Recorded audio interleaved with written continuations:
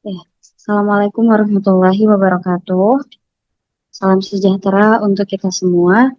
Kami dari kelompok 5 ingin menjelaskan tentang inventory management dengan dosen pengampu yang terhormat Ibu Ramdalia Fani Bustaji. Next. Untuk anggota kelompok kami ada Haji Nur Ibrahim dan ada saya sendiri, Arini Ainun Nadifa, ada Dwiki Bagaskoro, lalu Shirley Sherlita, Syabila Nurul Azizah, Syahani Ataya Nadira, dan yang terakhir Wisnu.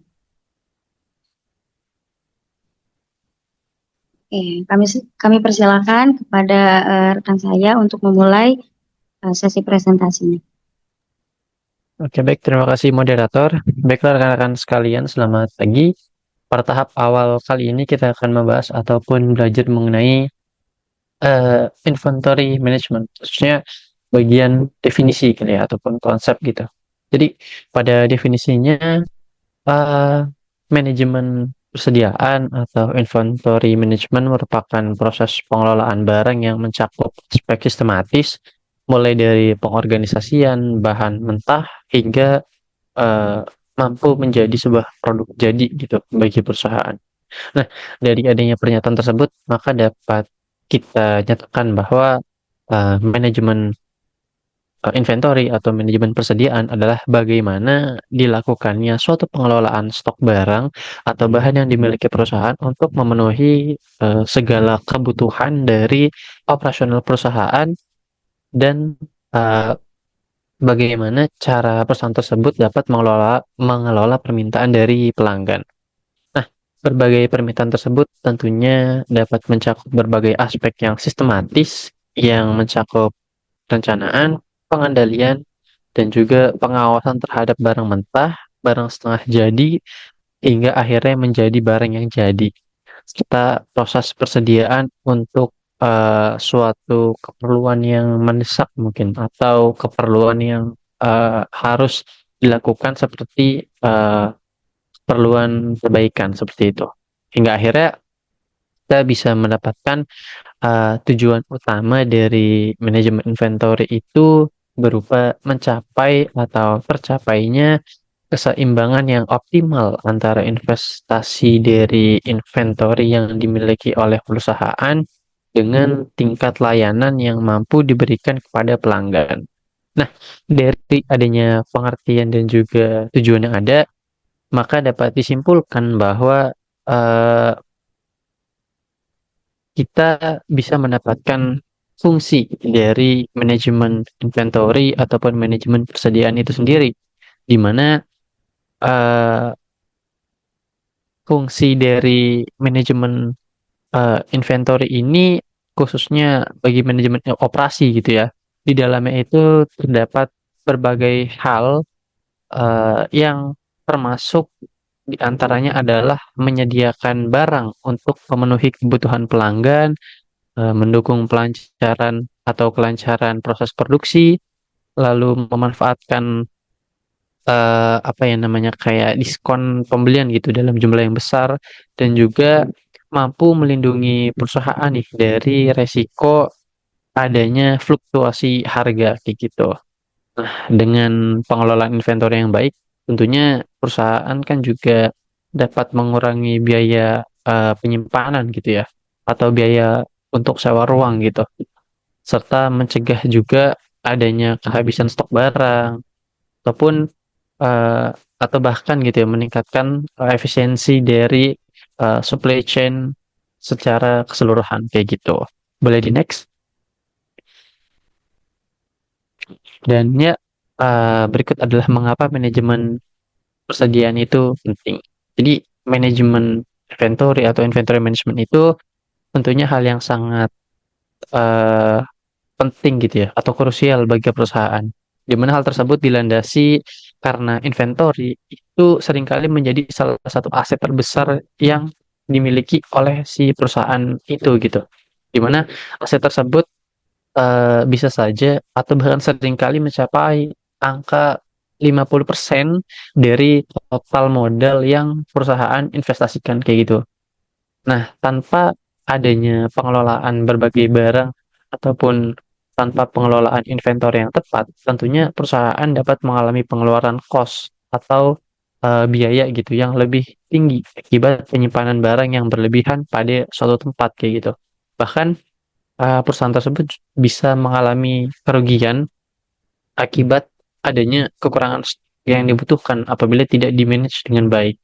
Nah, keberhasilan eee, manajemen inventory ini atau manajemen persediaan ini, eee, akan sangat mempengaruhi nih keadaan dan juga kelancaran operasional bisnis dari suatu perusahaan itu. Dengan adanya inventory yang dikelola dengan baik, maka peluang berhentinya proses produksi akibat kekurangan bahan yang bisa menyebabkan ketidakpuasan dari sisi pelanggan itu akan semakin kecil persentasenya. Dan pada sisi yang lainnya juga, perusahaan tentunya juga dapat mengurangi biaya operasional dengan, eee, meminimalkan stok gitu ya, stok barang yang mungkin dalam praktiknya itu tidak lagi diperlukan bagi perusahaan maupun proses operasional perusahaan itu sendiri gitu. Maka dari itu, manajemen inventory itu bisa menjadi salah satu elemen kunci dalam strategi bisnis yang efisien dan juga efektif, kayak gitu. Next.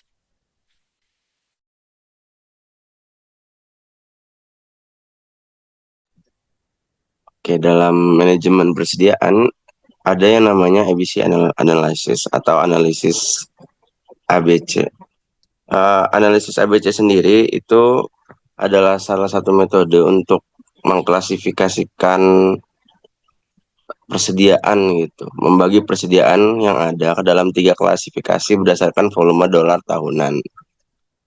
Nah, jadi 3 klasifikasi ini kan ada klasifikasi A, B, dan C secara berurutan yang didasarkan pada volume dolar tahunan. Nah, cara kita mendapatkan volume dolar tahunan, kita bisa menghitung permintaan tahunan dari masing-masing persediaan, lalu dikali dengan biaya per unitnya. Nah, nanti setelah itu kita akan mendapatkan volume dolar tahunan dan kita bisa mengurutkan persediaan sesuai dengan ABC-nya. Nah, kalau di sini ada grafik representasi analisis ABC, bahwa dari yang persentase bisa kita lihat, item A itu secara persentase dari total persediaan itu justru paling kecil. Namun volume dolarnya itu paling besar karena ya penyebabnya harga per itemnya itu mungkin paling tinggi. Jadi dia diurutkan di yang paling pertama atau A itu sebagai prioritas pertama lah gitu. Walaupun secara persentase dia yang paling kecil. B itu lebih besar namun dia lebih besar secara persentase persediaannya dari total persediaan. Namun memang nilainya masih di bawah A. Lalu sementara itu C itu paling besar secara persentase dari total persediaan yang ada, namun secara persentase dolar itu volume dolar itu paling kecil sehingga diurutkan ke urutan yang terakhir atau C. Nah, di sini ada contoh gitu studi kasus dari Silicon Chips, pembuat chip super cepat dan ingin mengkategorikan 10 persediaan utamanya menggunakan analisis ABC. Yang bisa kita lihat bahwa kelas A atau kelas teratas itu kalau kita lihat hanya menempati 20% dari total persediaan yang ada. Namun ketika dikalikan dengan unit cost-nya itu akan mendapatkan volume dolar yang paling besar sehingga diurutkan ke nilai yang paling A. Begitu terus sampai berurutan dengan B dan C itu kita lihat dari volume dolar tahunannya. Walaupun seringkali secara total persentase barang itu paling kecil atau tidak menempati yang paling banyak lah, tapi secara volume dolar tahunan mungkin dia yang paling besar. Selain volume dolar tahunan, ada beberapa kriteria lain yang bisa dipertimbangkan untuk menempatkan suatu persediaan yang mana bisa ditempatkan ke prioritas yang lebih tinggi.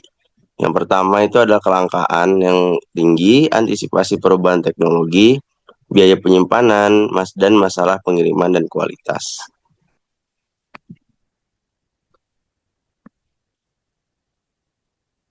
Kebijakan yang bisa diambil setelah kita menggunakan analisis ABC. Yang pertama itu penggunaan sumber daya pembelian.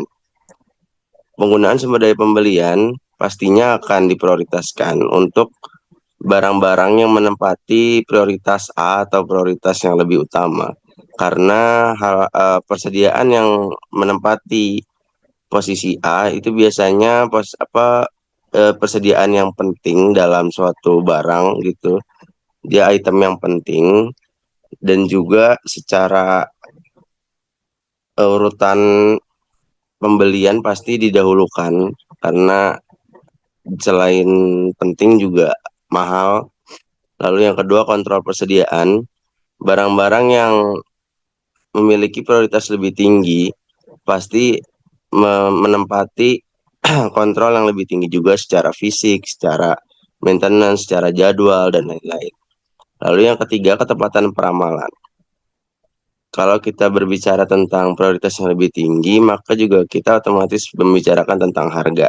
Yang mana ketika suatu barang di stok, maka kita harus mempertimbangkan biaya modal yang akan kita keluarkan juga. Nah, ketepatan peramalan itu sendiri meminimalisir kita untuk tidak membuang-buang modal itu sendiri karena harganya cukup mahal untuk membeli item-item yang dalam prioritas tinggi, juga untuk mengantisipasi gangguan dalam produksi karena item-item yang dalam prioritas tinggi tentunya menempati level kepentingan yang lebih penting. Lalu hasil-hasil setelah kita melaksanakan analisis ABC itu sendiri, yang pertama itu peramalan yang lebih baik, yang kedua kontrol fisik, yang ketiga keandalan pemasok, yang keempat efisiensi persediaan. Yang mana hasil-hasil ini dapat didapatkan setelah kita melaksanakan kebijakan-kebijakan itu sendiri. Selanjutnya bisa dilanjutkan oleh rekan saya. Oke, terima kasih Yuki. Selanjutnya kita akan memasuki materi mengenai record akurasi atau akurasi catatan. Nah, yang pertama harus kita ketahui yaitu pentingnya akurasi catatan.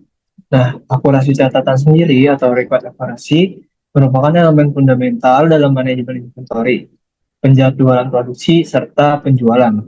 Nah, ketidaksesuaian antara data inventory dengan stok aktual dapat menyebabkan berbagai masalah operasional, seperti kekurangan barang atau stock out, lalu kelebihan barang atau overstock, dan pengambilan keputusan yang keliru. Tolong di next slide. Oke, selanjutnya kita masuk ke manfaat record akurasi. Yang pertama adalah efisiensi operasional, yang mana di sini data yang tepat dapat membantu mengoptimalkan proses pengadaan, distribusi, serta produksi. Lalu manfaat yang kedua yaitu kepuasan pelanggan. Di sini adalah untuk memastikan produk selalu tersedia sesuai dengan permintaan pelanggan, sehingga menghasilkan kepuasan yang efisien, maksimal, serta bermanfaat untuk pelanggan itu sendiri. Selanjutnya adalah manfaat ketiga, yaitu penghematan biaya.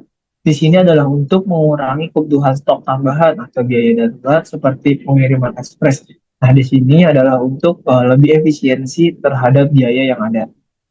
Nah, jika terjadi ketidaksesuaian antara data inventory dan stok aktual, kira-kira dapat menyebabkan apa sih? Nah, di sini ketidaksesuaian antara data inventory dan stok aktual itu dapat menyebabkan yang pertama adalah efisiensi operasional menurun. Nah, kenapa? Karena kesalahan dalam pengadaan dan distribusi maka akan menghambat efisiensi operasional itu sendiri. Kedua adalah kerugian finansial. Kenapa? Karena di sini adalah biaya tambahan mengakibatkan pengiriman mendesak atau kelebihan stoknya. Dan yang ketiga, membuat kepuasan pelanggan menjadi menurun. Hal ini bisa terjadi karena produk habis atau stock out atau pengiriman terlambat sehingga dapat merusak reputasi perusahaan itu sendiri. Boleh di next slide, Vicky. Nah, di sini kita lanjut mengenai sistem periodik. Nah, di sistem periodik ini mengharuskan pemeriksaan stok secara berkala untuk menentukan jumlah barang yang tersedia. Variasi seperti sistem dual kontak atau two-bin system dapat membantu menjaga keseimbangan stok, tetapi seringkali memerlukan inventory cadangan lebih banyak untuk menghindari kekurangan barang. Sementara itu, sistem kontinu atau perpetual, sistem ini melacak penerimaan dan pengeluaran barang secara real time, seringkali menggunakan teknologi seperti barcode atau sistem kasir atau point of sale. Data inventory diperbarui secara otomatis saat terjadi transaksi dan meminimalkan resiko keseluruhan data. Oke, untuk mempermudahnya, kita dapat melihat perbedaannya di tabel berikut. Nah, kita bisa melihat yang pertama yaitu metode kerja. Secara perbandingan, di sistem periodik adalah pemeriksaan stok secara berkala, sementara di sistem kontinu atau perpetual, pemantauan stok adalah dilakukan secara real time. Lalu untuk aspek yang kedua, secara keunggulan di sistem periodik adalah cocok untuk usaha kecil, sementara sistem kontinu atau perpetual karena datanya lebih akurat eh, dan minimal kesalahan secara manual. Lalu aspek yang ketiga adalah kelemahan dari sistem itu sendiri. Yang pertama sistem periodik, yaitu resiko kurang kontrol. Lalu sementara sistem kontinu atau perpetual memerlukan investasi teknologi yang lebih lagi. Lalu aspek yang terakhir pengaplikasian.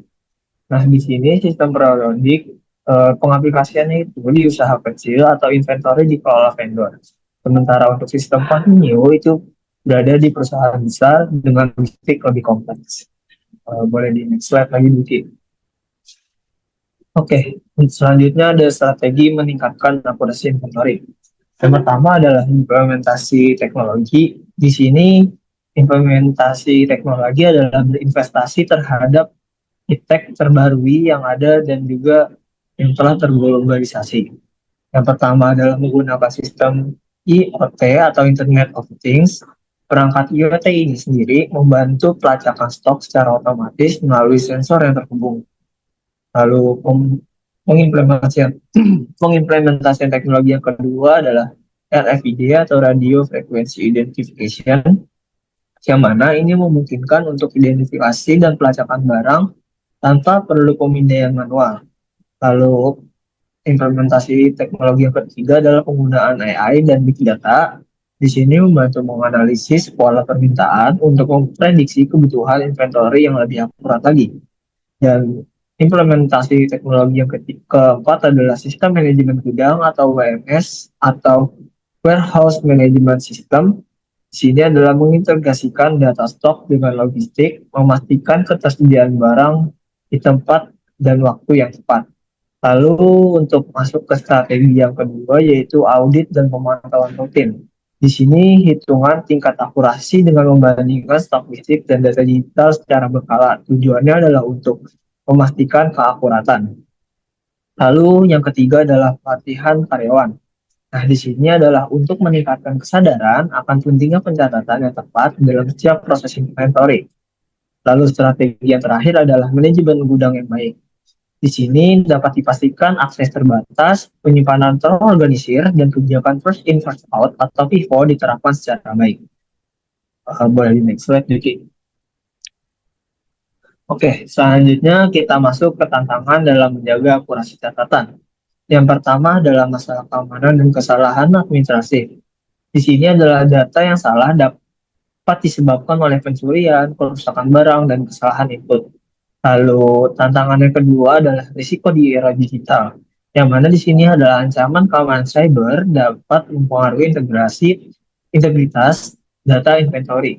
Dan yang ketiga adalah keberlanjutan. Nah, di sini adalah terjadi ketidaksesuaian inventory dapat menyebabkan limbah, terutama dalam industri makanan dan farmasi. Di next slide, Diki.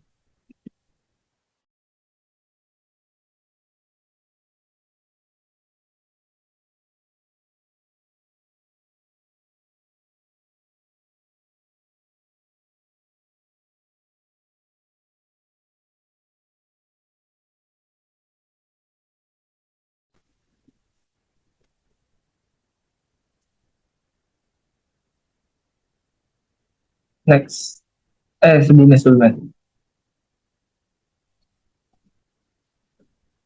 Oh, oke kita oke lanjut aja dikit. Next slide aja. Oke, selanjutnya kita masuk ke materi cycle counting. Di cycle counting ini adalah metode audit inventaris berkelanjutan yang bertujuan untuk memverifikasi keakuratan catatan inventaris secara berkala tanpa memerlukan penghentian operasi untuk inventaris fisik tahunan. Proses ini menggunakan pendekatan yang terencana untuk menghitung sebagian kecil inventaris secara reguler berdasarkan prioritas tertentu seperti nilai atau frekuensi penggunaannya. Tolong di next slide. Oke, kita langsung masuk ke tujuan dan manfaat cycle counting. Yang pertama adalah meningkatkan akurasi inventaris. Di sini untuk memastikan data inventaris mencerminkan kondisi sebenarnya. Lalu tujuan dan manfaat kedua adalah mengurangi gangguan operasional. Di sini adalah agar tidak perlu menghentikan aktivitas gudang untuk inventaris fisik penuh. Lalu yang ketiga adalah mengidentifikasi ketidaksesuaian adalah untuk menanggulangi kesalahan pencatatan atau penyimpangan seperti pencurian dan deteksi lebih awal. Lalu yang keempat, efisiensi biaya. Di sini adalah untuk mengurangi kebutuhan untuk stok pengaman dan meminimalkan biaya penyimpanan. Dan yang kelima adalah peningkatan layanan pelanggan. Di sini adalah untuk memastikan ketersediaan barang sehingga mengurangi risiko kekurangan stok. Dan yang keenam adalah optimalisasi operasional. Adalah untuk membantu perusahaan mengelola gudang dengan lebih baik, mengurangi waktu pencarian barang, dan meningkatkan efisiensi proses pengembalian. Oke, lanjut. Oke, selanjutnya adalah metode cycle counting. Yang pertama adalah ABC analysis. Mungkin saya menjelaskan secara definisi aja karena sebagian besar ABC analysis ini sudah dijelaskan oleh Vicky. Nah, di ABC analysis ini adalah klasifikasi ABC, adalah pendekatan yang digunakan untuk memprioritaskan inventaris berdasarkan nilai dan frekuensi penggunaannya. Pendekatan ini mengikuti prinsip Pareto yang menunjukkan bahwa sebagian kecil dari item menyumbang bagian terbesar dari nilai total. Oke, lanjut ke metode yang kedua, yaitu opportunity based counting, yaitu perhitungan dilakukan pada titik keputusan tertentu, seperti pengisian ulang stok atau saat barang mencapai ambang batas minimum. Lalu metode yang ketiga adalah random sampling, adalah di sini ada perhitungan secara acak untuk memverifikasi catatan inventaris tanpa pola tertentu. Dan metode yang keempat adalah control group counting. Sini adalah menggunakan kelompok referensi untuk mengevaluasi akurasi metode perhitungan lainnya. Dan yang kelima adalah frekuensi based counting. Sini barang dengan perputaran tinggi dihitung lebih sering dibandingkan barang dengan perputaran rendah. Tolong di next slide, Vicky. Oke, selanjutnya kita masuk ke proses cycle counting. Yang pertama adalah identifikasi barang yang akan dihitung berdasarkan metode yang dipilih, lalu susun jadwal perhitungan untuk setiap kategori, hitung item sesuai jadwal, dan yang keempat adalah catat hasil perhitungan dan bandingkan dengan catatan inventaris. Kelima, investigasi ketidaksesuaian dan temukan akar masalah. Keenam, terapkan tindakan korektif untuk mencegah kesalahan serupa. Ketujuh, analisis data hasil cycle counting secara berkala. Dan yang terakhir adalah perbaiki proses berdasarkan tren atau pola masalah yang ditemukan. Boleh di next slide, Vicky. Oke, kita langsung masuk ke manfaat pengimplementasian dari cycle counting. Yang pertama adalah efisiensi operasional. Gudang dapat tetap beroperasi tanpa gangguan yang besar. Dan manfaat yang kedua adalah identifikasi dini, adalah untuk mengidentifikasi masalah yang dapat diatasi sebelum berdampak lebih besar lagi. Dan yang ketiga adalah prioritas sumber daya, di mana barang bernilai tinggi mendapat perhatian lebih. Lalu untuk penerapan teknologi mengenai cycle counting adalah yang pertama adalah barcode dan RFID. Nah, di sini barcode untuk mempercepat proses perhitungan dan mengurangi kesalahan perhitungan, sementara RFID dapat melacak barang tanpa garis pandang langsung. Nah, lanjut ke kedua, yaitu sistem manajemen gudang atau WMS atau Warehouse Management System. adalah untuk mengelola jadwal cycle counting dan menyinkronkan data inventaris secara real time. Dan yang kedua adalah memberikan laporan analitik untuk pengembalian keputusan strategi. Dan penerapan teknologi untuk cycle counting yang ketiga adalah aplikasi mobile. Di sini adalah staf dapat mencatat data langsung ke sistem pusat, mengurangi kebutuhan pencatatan. Selanjutnya. Oke, keuntungan menggunakan teknologi adalah yang pertama menghemat biaya, kedua meningkatkan akurasi, ketiga memberikan data real time untuk analisis mendalam.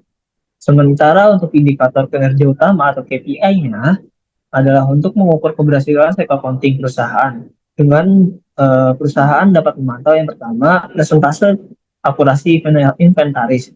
Di sini adalah untuk menghitung perbandingan antara catatan dan hasil perhitungan fisik. Lalu kedua, jumlah ketidaksesuaian, menilai tingkat ketidaksesuaian inventaris yang ditemukan dan diselesaikan. Dan yang ketiga adalah waktu yang dihemat, adalah membandingkan waktu perhitungan dengan metode inventaris fisik penuh. Lalu yang keempat adalah biaya operasional, mengukur pengurangan biaya akibat efisiensi proses dan penurunan stok yang aman. Boleh next slide sedikit. Oke, selanjutnya adalah tantangan. Tantangan yang pertama adalah kesalahan penggunaan. Mungkin di sini solusinya adalah pelatihan staf dan penggunaan teknologi otomatis. Lalu tantangan kedua adalah gangguan operasional. Di sini solusinya adalah penjadwalan perhitungan saat aktivitas rendah. Ketiga adalah ketidaksesuaian data. Solusinya adalah lakukan investigasi dan koreksi secara bertahap catatan inventaris. Tolong next slide dikit. Oke, di sini kita masuk ke studi kasus. Sini ada gudang ABC menyimpan tiga kategori barang, yang mana kita tulis saja kategorinya A, B, dan C. Yang mana kategori A itu adalah 500 item dan kategori B adalah 1.750 item dan kategori C adalah 750 item. Nah, di sini ada kebijakannya, yang mana kategori A dihitung setiap bulan dalam kurung yaitu 20 hari kerja per bulan. Lalu kategori D dihitung setiap kuartal atau 60 hari kerja per kuartal. Lalu kategori C dihitung setiap 6 bulan yaitu 120 hari kerja per semester. Nah, lalu untuk perhitungannya bagaimana? Kita dapat langsung membandingkan yang mana untuk kategori A yaitu 500 dibagi 20 atau dibagi hari kerjanya sama dengan 25, sementara untuk kategori B dan C juga dengan perhitungan yang sama, yaitu 1.750 dibagi 60 dan 2.750 dibagi 120. Nah, untuk total perharinya jadinya 25 ditambah 29 tambah 23, yaitu 77 item per hari. Nah, secara garis besar, cycle counting ini adalah merupakan metode yang efektif untuk meningkatkan akurasi inventaris tanpa mengganggu operasi harian. Dengan kombinasi strategi klasifikasi teknologi, indikator kerja, dan analisis data, perusahaan dapat mengelola inventaris secara efisien dan mengurangi biaya operasional. Implementasi yang konsisten dan adaptasi berdasarkan kebutuhan akan memastikan keberhasilan program cycle counting. Slide Vicky. Selanjutnya adalah pengendalian inventaris layanan atau control of service inventories. Di sini adalah inventaris layanan, meskipun sering diasosiasikan dengan sektor manufaktur atau retail, namun juga memainkan peran penting dalam sektor jasa. Pengelolaan inventaris yang baik dapat menjadi perbedaan antara kesuksesan dan kegagalan bisnis. Inventaris ini mencakup barang fisik, informasi, hingga sumber daya manusia yang digunakan untuk memenuhi kebutuhan pelanggan secara efisien. Boleh slide Yuki. Oke, untuk komponen utama dari pengendalian inventaris layanan adalah mencakup yang pertama barang fisik, yang mana termasuk alat, bahan baku, atau produk yang disiapkan untuk mendukung layanan. Kedua adalah informasi, di sini adalah data yang telah diproses sebelumnya untuk mempermudah pekerjaan saat permintaan muncul, seperti database pelanggan atau algoritma pencarian properti. Dan yang ketiga adalah keterampilan karyawan, yang mana keahlian dan kompetensi staf yang mengaruhi kualitas layanan. Dan yang keempat terakhir adalah sumber daya digital, yang mana pemanfaatan penggunaan teknologi terbarukan untuk mendukung efisiensi dalam layanan service inventory itu sendiri. Boleh di next slide Yuki. Selanjutnya adalah teknik manajemen inventaris layanan, yaitu pertama adalah penamalan permintaan, analisis data historis, dan tren pasar untuk memastikan ketersediaan inventaris sesuai kebutuhan pelanggan. Lalu teknik yang kedua adalah perencanaan kapasitas, yaitu mengukur kemampuan sumber daya untuk memenuhi permintaan dan mengalokasikannya secara efisien. Lalu yang ketiga adalah pengendalian barang masuk dan keluar. Di sini adalah penggunaan teknologi seperti barcode dan RFID untuk meningkatkan akurasi dan keamanan. Yang keempat adalah pengukuran kinerja, yaitu melacak indikator utama seperti waktu respons dan kepuasan pelanggan untuk meningkatkan kualitas layanan. Dan yang terakhir adalah manajemen inventaris manusia atau penggunaan. Di sini adalah analisis kesenjangan keterampilan, pelatihan, dan pengembangan efisiensi layanan. Tolong berikan slide, Diki. Oke, di sini ada tantangan manajemen inventaris sendiri, yaitu yang pertama ketidakpastian permintaan. Nah, di sini adalah variasi preferensi pelanggan atau kondisi pasar yang sulit diprediksi, sehingga terjadi ketidakpastian permintaan akibat perubahan referensi pelanggan atau faktor musiman. Lalu tantangan yang kedua adalah sumber daya yang mudah rusak. Hal ini berkaitan dengan seperti waktu kerja staf atau bahan dengan masa simpan yang pendek. Dan yang ketiga adalah keseimbangan penawaran dan permintaan. Di sini adalah untuk memastikan bahwa ketersediaan inventaris selalu sesuai dengan permintaan pelanggan dengan menyeimbangkan biaya inventaris dan kualitas layanan. Untuk selanjutnya adalah strategi dan alat pendukung. Yang pertama adalah penggunaan teknologi, yaitu sistem manajemen inventaris, perangkat lunak analitik, dan otomatisasi adalah alat yang penting untuk meningkatkan efisiensi. Contohnya adalah RFID atau barcode untuk memantau arus barang masuk dan keluar data akurat. Lalu yang kedua adalah just in time atau JIT dan lean management. Di sini adalah untuk mengurangi urusan dengan menyediakan inventaris hanya sesuai kebutuhan pelanggan. Pendekatan ini diterapkan oleh McDonald's untuk memastikan bahan makanan tersedia tepat waktu tanpa surplus. Boleh next slide. Oke, kita langsung masuk ke studi kasus. Yang pertama yaitu studi kasus di Amazon, yaitu menggunakan analitik prediktif untuk memperkirakan kebutuhan layanan seperti pengiriman, Prime, dan streaming video. Ini memastikan inventaris selalu sesuai dengan permintaan sehingga meningkatkan efisiensi operasional dan kepuasan pelanggan. Lalu kita masuk ke contoh studi kasus yang kedua di Delta Airlines. Ini adalah di Delta Airlines mengimplementasikan sistem manajemen inventaris yang mengurangi pemborosan dan meningkatkan akurasi. Sistem ini membantu maskapai dalam mengolah suku cadang dan sumber daya layanan secara lebih efisien. Dan yang contoh yang ketiga adalah di McDonald's menggunakan sistem JIT untuk memastikan bahan makanan hanya disediakan sesuai kebutuhan pelanggan. Pendekatan ini adalah untuk mengurangi pemborosan dan menjaga kesegaran produk yang berdampak positif pada kualitas layanan. Nah, untuk secara garis besar, pengelolaan inventaris layanan yang efektif memerlukan pemahaman dalam tentang penggunaan pelanggan, perencanaan sumber daya, dan penggunaan teknologi canggih dengan mengintegrasikan sumber daya fisik dengan manusia. Bisnis dapat meningkatkan efisien, menjaga kepuasan pelanggan, dan memperkuat keunggulan kompetitif mereka. Nah, untuk selanjutnya boleh dijelaskan, Wiki. Baik, selanjutnya saya akan menjelaskan tentang independent versus dependent demand. Jadi yang pertama yaitu ada modal dasar ekuentitas pesanan ekonomi atau EOP. Model ini bertujuan untuk menentukan jumlah pesanan optimal sehingga total biaya persediaan menjadi minimum. Yang kedua yaitu model kuantitas pesanan produksi atau APK. Model ini digunakan ketika barang tidak langsung tersedia setelah pesanan dilakukan karena harus diproduksi terlebih dahulu. Produksi berlangsung secara bertahap, misalnya dalam batch. Dan yang terakhir adalah model diskon kuantitas. Model ini relevan ketika pemasok menawarkan diskon untuk pembelian dalam jumlah besar. Tujuannya adalah untuk menyimbangkan biaya pembelian, penyimpanan, dan pemesanan. Selanjutnya, kita masuk di model dasar kuantitas pesanan ekonomis. Jadi, biaya utama yang diperhitungkan adalah biaya pemesanan dan biaya penyimpanan. Tujuan dari model dasar kuantitas pesanan ekonomis ini adalah untuk menentukan jumlah pesanan optimal yang meminimalkan total biaya persediaan. Untuk biaya yang dipertimbangkan, yang pertama yaitu biaya pemesanan.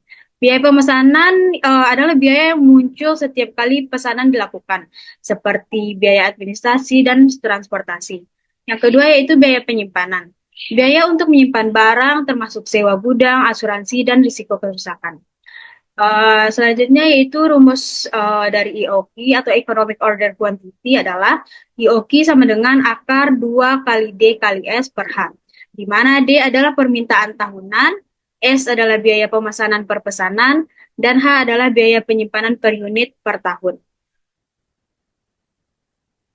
Selanjutnya kita masuk di model kuantitas pesanan produksi atau EPQ. Tujuannya adalah untuk menghitung jumlah optimal untuk diproduksi dalam sekali waktu dengan mempertimbangkan produksi bertahap dan permintaan harian. Perbedaan EPQ dan EOQ ini adalah yang pertama yaitu produksi terjadi secara bertahap atau tidak langsung seperti EOQ. Untuk barang diproduksi dan digunakan atau dijual secara simultan. Karakteristik model EPQ adalah produksi dilakukan secara simultan dengan konsumsi atau permintaan. Yang kedua yaitu menyesuaikan produksi dengan kecepatan permintaan. Keuntungan dari model EPQ ini adalah mempertimbangkan proses produksi secara bertahap. Yang kedua yaitu cocok untuk perusahaan manufaktur. Kelemahan model EPQ adalah rumus lebih kompleks dibandingkan EOQ dan asumsi kecepatan produksi tetap sering kali tidak realistis. Untuk rumus EPQ adalah EPQ sama dengan 2D, akar dari 2DS per H dalam kurung 1 per D per P. Di mana D adalah permintaan tahunan barang sediaan dalam unit, S adalah biaya pemesanan setiap kali pesan, H adalah biaya penyimpanan per unit per tahun, P tingkat produksi tahunan, dan D adalah tingkat permintaan harian atau tingkat penggunaan.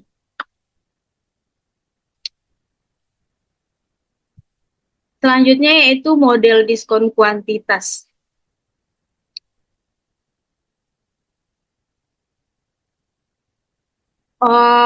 Langkah-langkah analisis diskon untuk diskon kuantitas adalah yang pertama hitung EOQ untuk setiap tingkat harga atau diskon. Yang kedua, periksa apakah EOQ tersebut memenuhi syarat kuantitas minimum untuk mendapatkan diskon. Yang ketiga, jika EOQ tidak memenuhi syarat, gunakan kuantitas minimum yang diperlukan untuk diskon. Yang terakhir yaitu bandingkan total biaya untuk setiap tingkat harga atau diskon, yaitu dengan rumus total biaya sama dengan biaya pemesanan ditambah biaya pengiriman dan ditambah biaya pembelian. Lanjut, komponen biaya dalam model diskon kuantitas yaitu untuk biaya pemesanan yaitu D per Q dikali S, biaya penyimpanan ada Q per 2 dikali H, dan biaya pembelian P kali D, di mana P adalah harga unit. Selanjutnya adalah keuntungan model diskon kuantitas ini, yaitu membantu perusahaan memanfaatkan diskon tanpa meningkatkan biaya total dan berguna untuk perusahaan besar dengan kapasitas penyimpanan yang memadai. Kelemahan dalam model diskon kuantitas ini adalah analisisnya yang lebih rumit dibandingkan EOQ, dan diskon yang menguntungkan tergantung kapasitas penyimpanan dan likuiditas perusahaan. Jadi perbandingan ketiga model tersebut adalah yang pertama untuk aspek penggunaan, EOQ menggunakan penggunaan pembelian barang jadi, sedangkan EPQ adalah produksi batch, dan diskon kuantitas dengan pembelian dengan diskon. Untuk asumsi utama, EOQ stok diterima sekaligus, EPQ itu produksi bertahap, sedangkan diskon kuantitas yaitu harga berubah sesuai kuantitas. Dan biaya di aspek biaya diperhitungkan, EOQ itu pemesanan dan penyimpanan, EPQ itu setup, produksi, penyimpanan. Untuk diskon kuantitas yaitu pemesanan, penyimpanan, dan harga. Semua model ini bertujuan untuk menyeimbangkan kebutuhan inventaris dan biaya operasional perusahaan. Baik, terima kasih. Selanjutnya adalah EOQ model atau Economic Order Equity. Economic Model Order Equity ini adalah suatu metode manajemen inventaris untuk mengoptimalkan persediaan yang ada dan mengurangi biaya. Beberapa asumsi dari EOQ model adalah yang pertama, permintaan produk diketahui dan cukup konstan. Yang kedua adalah waktu yang dibutuhkan antara pemesanan dan penerimaan atau yang biasa disebut lead time itu juga konstan. Yang ketiga, permintaan untuk suatu produk tidak dipengaruhi oleh produk yang lain atau independensi.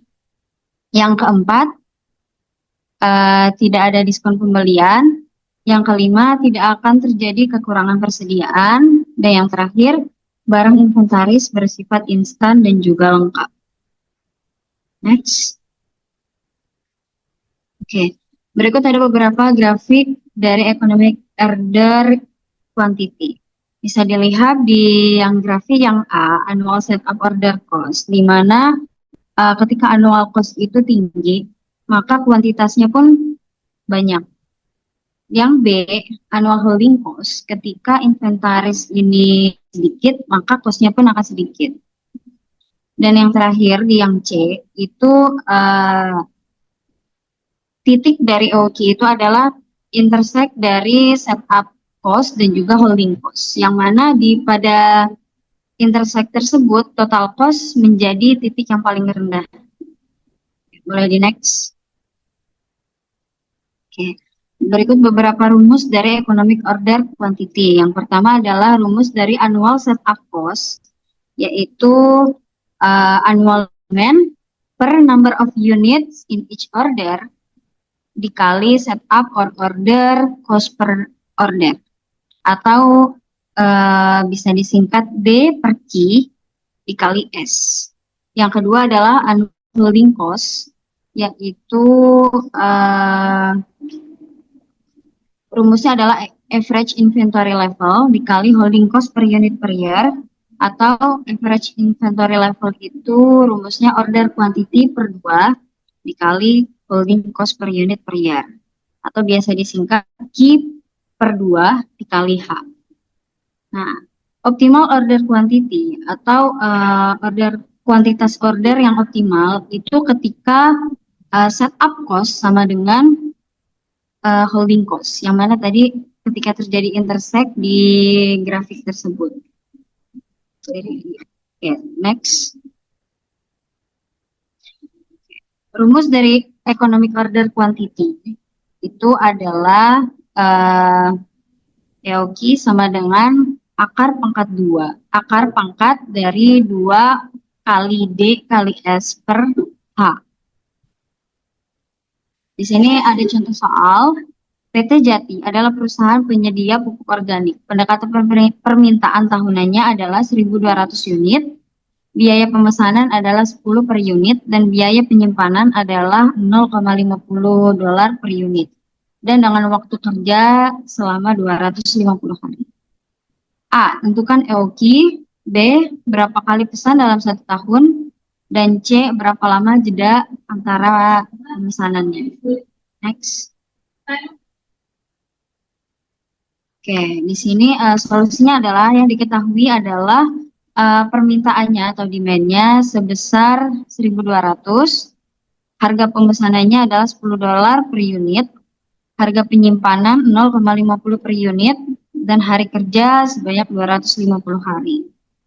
Di sini untuk mengukur economic order quantity adalah akar pangkat 2 dikali 1.200 dikali 10 per 0,50. Atau sama dengan akar pangkat 48.000 sama dengan 219. Next.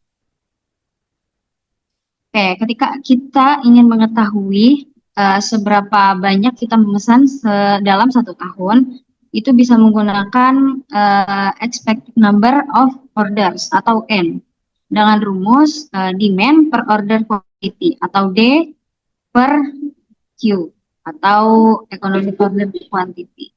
Tadi didapat EOQ-nya adalah 219 dan demand-nya adalah 1.200. Maka ketika mengimplementasikan rumusnya adalah 1.200 per 219 sama dengan 5,48.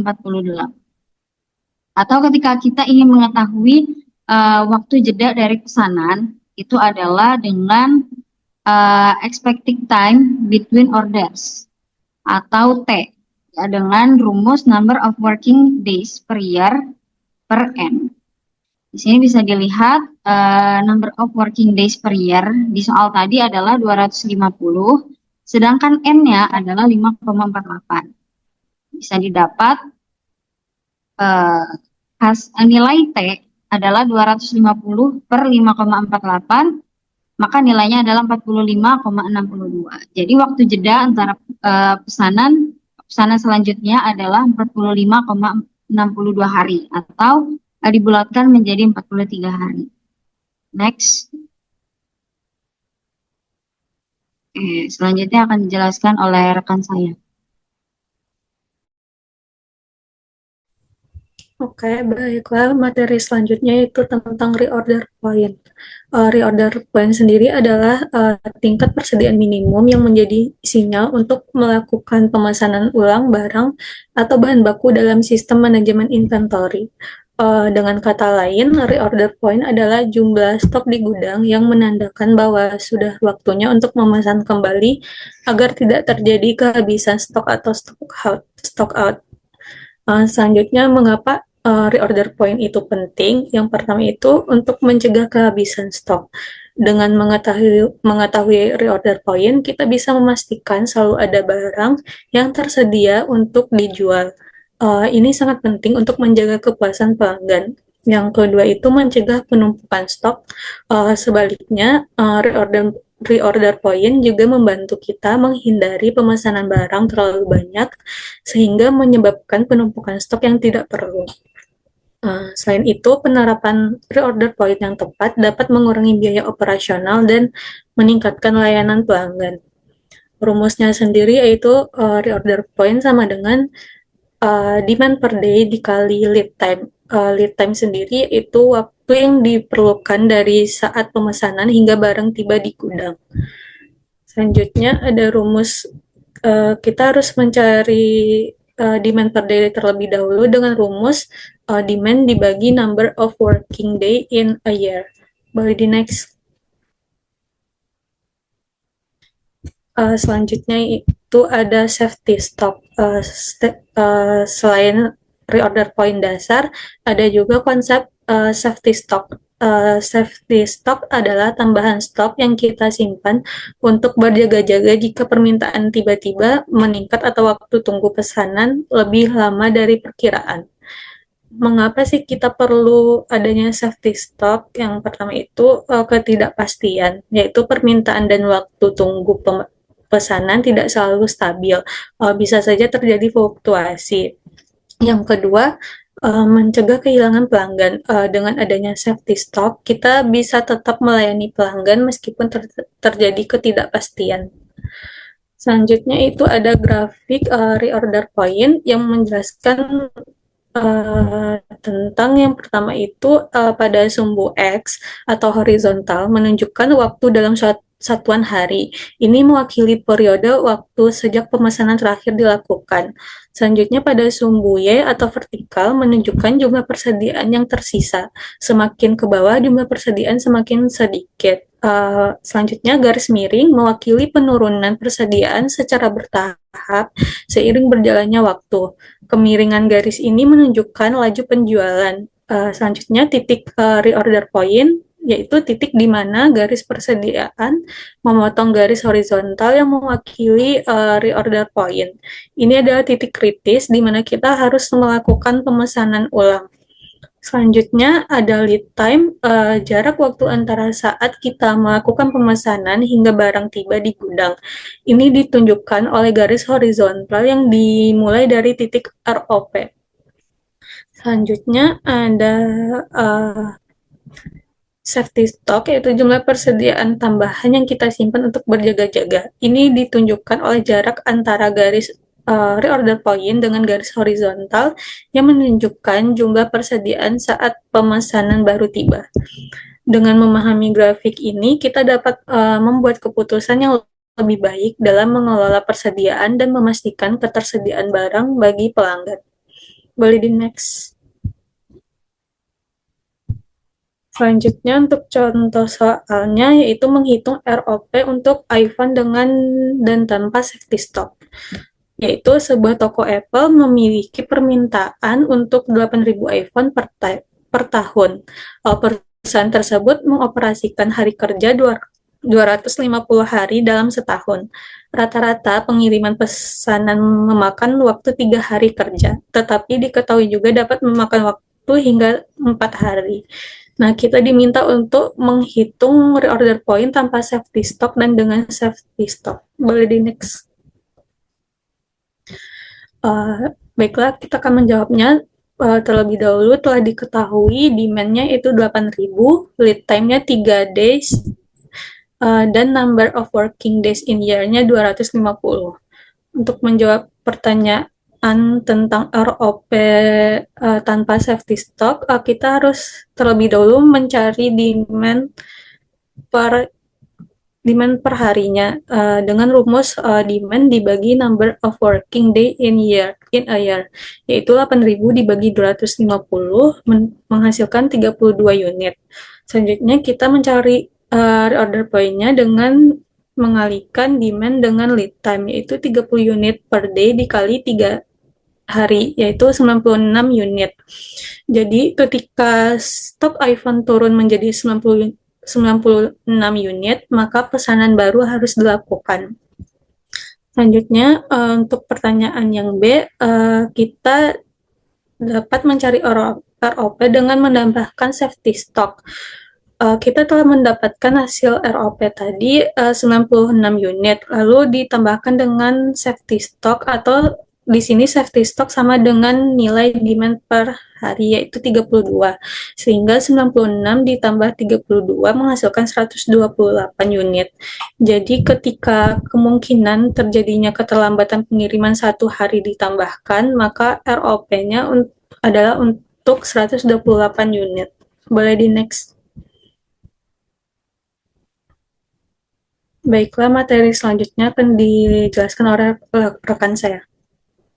Baik, terima kasih Syabila. Selanjutnya adalah model kuantitas pesanan produksi atau yang dikenal sebagai Brother Order Quantity Model atau POQ, di mana metode ini mengasumsikan adanya penerimaan semua pesanan persediaan di satu waktu.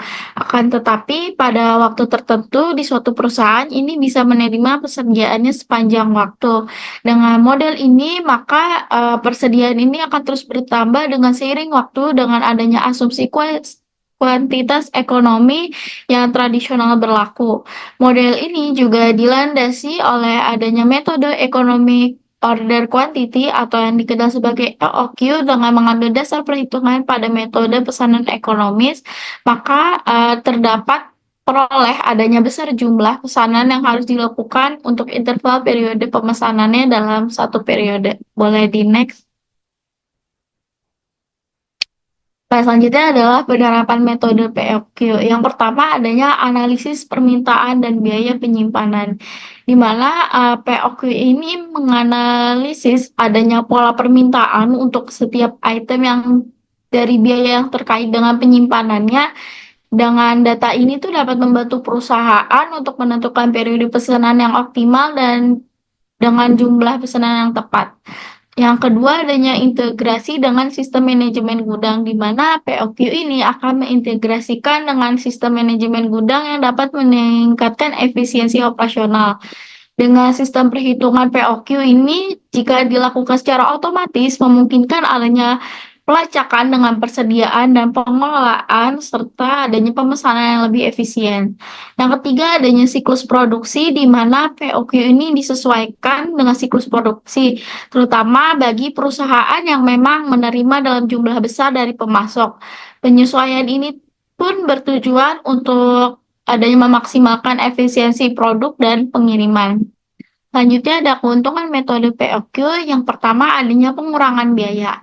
Pengurangan biaya ini meminimalkan adanya biaya penyimpanan yang dapat menghindari adanya pembelian berlebihan dengan menghemat total biaya inventory. Yang kedua adanya peningkatan efisiensi operasional, di mana menggunakan data permintaan yang akurat ini memungkinkan perusahaan ini tuh dapat mengoptimalkan pengelolaan persediaannya dengan meningkatkan adanya layanan pelanggan dan mengurangi resiko stock out. Lalu yang ketiga adanya keputusan yang lebih cerdas, di mana data dari perhitungan ini lebih baik dari tren permintaan dengan membantu perusahaan untuk merencanakan produksi di masa depan yang lebih efektif. Boleh di next. Selanjutnya adalah rumus POQ. Yang pertama adanya biaya penyimpanan tahunan sama dengan tingkat persediaan rata-rata dikali biaya penyimpanan per unit per tahun. Di mana dari tingkat persediaan rata-rata ini adalah rata-rata barang yang disimpan selama periode tertentu. Sedangkan biaya per unit per tahun itu adalah biaya yang menyimpan satu unit barang selama 1 tahun dengan mencakup adanya biaya gudang, penyusutan, dan lain-lain. Yang kedua adanya tingkat persediaan rata-rata, yaitu tingkat persediaan maksimum dibagi 2 dengan tingkat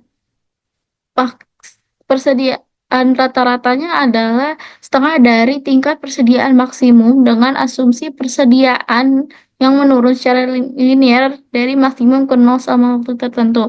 Yang ketiga adanya tingkat persediaan maksimum, yaitu total produksi selama proses produksi dikurang total yang digunakan sama proses produksi.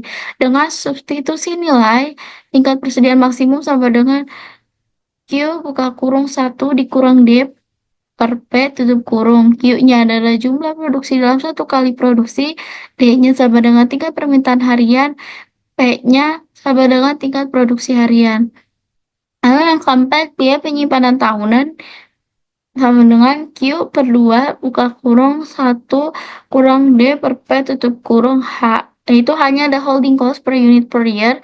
Lalu selanjutnya yang kelima adalah tetapkan biaya pemesanan sama dengan biaya penyimpanan untuk memperoleh Q bintang P, yaitu D per Q S sama dengan 1 per 2 HQ buka kurung 1 dikurang D per P tutup kurung. Q bintang P sama dengan 2 DS dibagi per H buka kurung 1 kurang D per P tutup kurung. Lalu Q bintang P sama dengan akar 2 DS per H buka kurung 1 dikurang D per P tutup kurung. D-nya adalah permintaan tahunan, S-nya adalah biaya setup per produksi. Dari kesimpulan kelima rumus ini adalah pentingnya untuk pengelolaan inventory yang efisien dalam produksi, terutama untuk menyeimbangkan adanya kebutuhan penyimpanan dan biaya produksi. Rumus utama dari POQ ini adalah yang di nomor 5. Kenapa? Karena nomor 5 ini adalah hasil dari keseluruhan perhitungan yang sebelumnya. Dan rumus ini pun juga bertujuan untuk mencari jumlah optimal barang yang harus diproduksi dalam setiap siklus produksi agar total biaya yang diminimalkan. Boleh di next.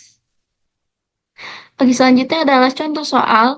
PT Dinamis Karya memproduksi lampu LED untuk kebutuhan industri. Permintaan tahunan untuk lampu ini adalah 5.000 unit dan rata-rata permintaan harian sebesar 20 unit.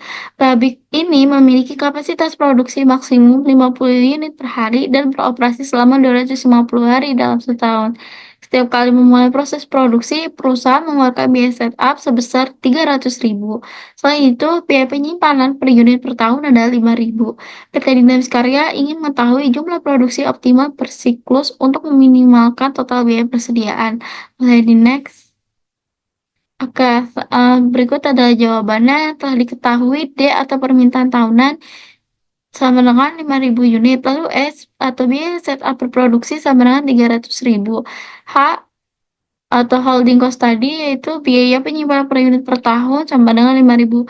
D atau permintaan harian sama dengan 20 unit per hari. P adalah produksi harian sama dengan 50 unit per hari.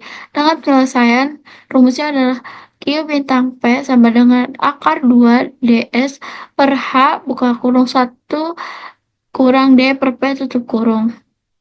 Telah diketahui duanya itu dari rumus, D-nya itu diketahui 5.000, S-nya adalah 300.000, H-nya 5.000, satunya diturunkan lagi, lalu D-nya ada 20 dan P-nya ada 50.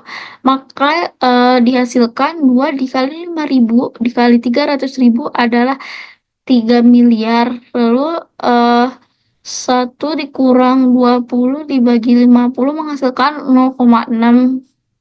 Jadi akar 3 miliar per 5.000 kali 0,6 menghasilkan 3.000. Lalu selanjutnya akar 3 miliar dibagi 3.000 menghasilkan akar 1 juta. Nah, dicari akar dari 1 juta ini adalah 1.000 unit. Maka PTE tersebut menghasilkan 1.000 unit. Boleh di next. Terima kasih. Kami cukupkan presentasi kami. Semoga presentasi kami mudah dipahami dan bermanfaat. Mohon maaf apabila selama presentasi kami ada kekurangan. Cukup sekian. Assalamualaikum warahmatullahi wabarakatuh.